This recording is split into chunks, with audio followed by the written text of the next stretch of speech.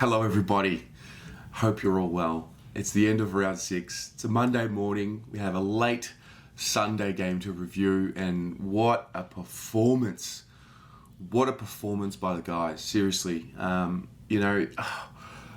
don't want this to go too long, obviously I want to try and condense all of these emotions, but emotional, that's exactly what it was for me last night. Last night at the end of the game, it all sort of just spilled out for me personally. I don't know about you.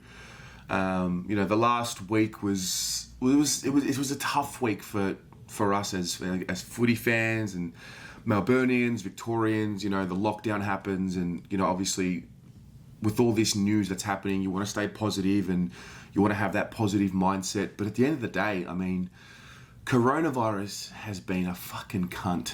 Let's just call that for what it is. Our liberties have been taken away from us. Not pointing fingers at anyone, I'm not getting into that game, but the reality is our liberties, our freedoms have been taken away. The simple things, going to the footy, watching our team play, and to have that happen again like last week and be locked down again, it was tough. And then to have the boys put in that performance, I must admit, after the game, I was an emotional mess. It was weird. I don't know. I'm not embarrassed. It's not embarrassing for me to say that. I was emotional. We've come from so far back.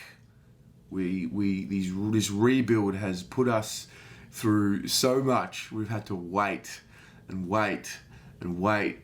We know there are going to be more bumps along the road, and we haven't quite made it yet. So settle down before, you think I'm getting complacent. But we haven't really been able to say with conviction that our boys are improving from year to year. Obviously, end of last year, we saw a little bit, but I was still curious to know if it meant much, because obviously the sting in the 2019 season had been taken out, and, there was a little bit less pressure off the guys. But, we're 3-3. What do you mean? We're 3-3. We've beaten 3 teams that played in the finals last year. The Doggies were in form. This wasn't a Doggies that, were there to be gotten. They were in form. They were playing good footy. They were beating teams they should have beaten, and we were prepared. We were hungry, and I'm just so fucking relieved. I'm so relieved. For me, a lot was spoken about with the tall forwards. I think 80% of people wrote us off because of the 3 tall forwards before the game started. I put up a Facebook post, and just the comments were fantastic. It was fantastic to see all the comments about, what are we doing? Why is Harry playing? He's lazy, he's shit. I was sort of curious about it as well. One thing I really loved last night before the game, Brent Stanton did an interview, and they asked him about it, and he basically was the message from the coach's box, and he was saying, well, this is what we want to do. We want to play a 3 tall forward system. We want to play it in the wet, we want to play it in the dry. And you know what? Full credit, because they're backing themselves in. They've backed the players in. That gives those players confidence. Yeah, they could have dropped Harry last night. They could have made a late change. They could have brought Mitch out, and succumbed to the pressure of all of us experts that think we know better than the coaches. But they didn't. They stuck to it. They backed their players in, and the players rewarded that. And I thought it wasn't just a forwards game last night. The midfield last night stood up. We had an even spread of contributors. Kennedy, you bring him in. People talk about him being a forward. No, he's a midfielder. That's what he was brought in to do, and he did it. Setterfield continues to grow. Gibbons continues to grow. These 3 names, let's take a real close look at these 3 names for the next month of football, because as good as they play is as good as this team will become, because they are lifting everyone else. I'm so happy. Honestly, it made my week. And I must talk about the fans, because I don't know how many were there last night, but I remember a moment in the second quarter where an umpiring decision goes against us. I can't remember exactly what it was, because there were a few of them. And the boos, I couldn't believe how loud it was through the television. I spoke to my man Riley after the game, and he was just beside himself. And the first question he asked me was, "Were we loud enough?" Like he took pride in that, and that goes to show me just how much it meant, and the role that the crowd played. And the game last night was, we obviously started off well, great. Then you're worried about, okay, well, can we keep going? The Doggies made a really big push at the start of that second quarter, kicked a few goals. We punched back, we responded, Go into half time. We've got a half under our belt. It's all happy days. Can we keep going? Third quarter, it was chaos. We brought the heat again. The pressure was unreal. It's the best pressure we've put on all year. I think the Geelong game was solid as well, but that was unbelievable. The chances we were creating in that third quarter from our pressure was so good to watch. And then, the fourth quarter happens and we just come away with it. It was actually very, very similar to the game we played against them last year in the way that it started and finished. I thought that the Dogs made more of a push in the game last night, and I thought we were just able to withstand. We ticked every single box last night. And, the Geelong game was for me, the Geelong game this season was sort of the benchmark performance of what we're capable of doing, and that will give us confidence.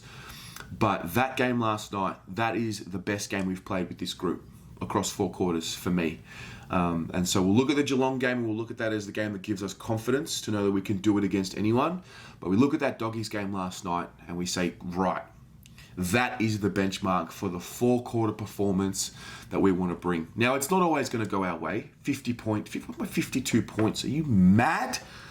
Are you mad? We're won by 52 points. Now, that's not going to happen when we have a 4-quarter performance every week, because it's you can't be winning like that every week. I get that.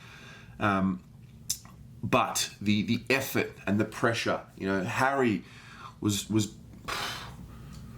critically smashed during the week. He led the team with an equal high 5 tackles last night. And that is the key to this tall forward system, is what I learned last night, is that if the conditions aren't suiting them, can they put the tackle pressure on? That's the key. And Harry led that last night, and he showed exactly what. And the other thing I noticed as well is, we talk about this 3 tall forward system, but Levi's not there all the time. He's not in that forward line 100% of the time. He moves around. So for the most part, it's a 2 tall forward system. Mitch McGovern played a little bit more higher. He was really that, how to explain it? He was the conduit between defensive 50 and offensive 50. And I think we're fine. I think that's the role for him. I think I'm starting to see it a little bit more now. Like when we're playing our best footy, we want him kicking the ball into the forward 50 quick. We want quick ball movement. And it looked a lot more clear to me last night what we're trying to do with this tall forward system. So I look at that now, and I learnt a lot last night. There's still so much that we didn't see on the camera, obviously. But look, such a massive game for this football club. It is almost impossible to give a 3 votes out. But I'm going to give my best on ground to a guy who played a role and dominated in that role. I thought Ed Curnow was our best player. And the beauty of this is there's going to be no right answer here. Anyone could get 3 votes, but I'm going to give it to Ed. The way I watched the game last night, he went to the Bont early. We knew the Bont, dangerous player. We know you've got to shut him down. And the symbolic nature of Ed's game was the first quarter. He pins the Bont, holding the ball, kicks the goal. And then the ability of Tiga to say, okay, first half, this is what's happening.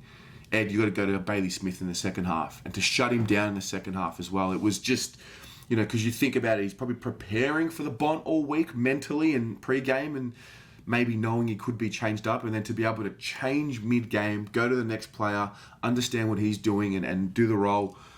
For me, Ed Curnow was amazing. There's just so many players. I mean, Gibbons, he's smarts, Betts, Martin, so many of them. So I'll get through them. Player ratings video is going to be so much fun to do. I'm looking forward to it. But what about you guys? What does that win mean for you? Do you look at it? Are you so amped up about it? Are you a realist and you want to just, look at next week and look about how we're not going to make finals yet. I actually had a guy last night, 15 minutes after the game, message me say, "Hey mate, do you reckon we should trade Plowman?" Like, where is your head? Where are some of your heads? I can still sense the PTSD. People don't want to get too excited, but for me, that's a win to get excited about. We're going to take a day to get excited about it, and we're going to move on. Obviously, Port's a big game next week. Don't get me wrong, but it's a Sunday night game, so obviously it's Monday. The emotions are still spilling. So anyway, it is what it is. Let me know what you thought about the game. Let me know if you were at the game. Please share what you experienced. I'd love to know that. And stay tuned for the play ratings video. I cannot wait.